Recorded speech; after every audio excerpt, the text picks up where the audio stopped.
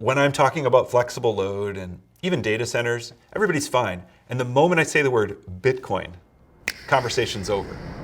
By one estimate, annual global Bitcoin mining uses more electricity than the entire nation of the Netherlands. Bitcoin in general is wasteful by design.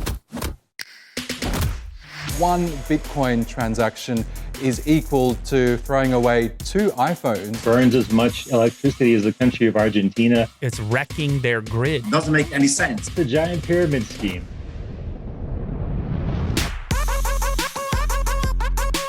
Bitcoin mining does consume a lot of power. It's the reality of it, but it's not necessarily a bad thing.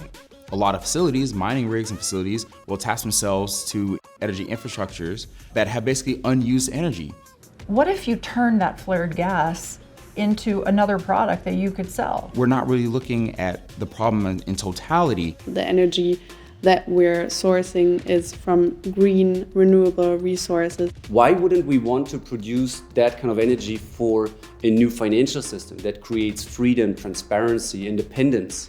We have the flexibility to shut off when the grid demands additional capacity of power.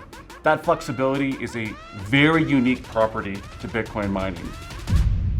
So if we compare one Bitcoin transaction to 100,000 Visa transactions, Bitcoin will still require up to 10 times more electrical energy per transaction. I think we're at an incredibly pivotal moment right now in the evolution of Bitcoin mining. The next wave of Bitcoin adoption comes from the energy companies. Bitcoin and the changes that it implies will not just be rainbows and unicorns, because we're replacing a system that has a lot of debt built up. And I don't just mean monetary debt, but moral and ecological debt. The most cost-effective ways of generating power to power Bitcoin mining are actually solving key energy infrastructural challenges. So we've got a stigma attached to Bitcoin that's actually standing in the way of us doing what we need to do to make the transition to a decarbonized economy.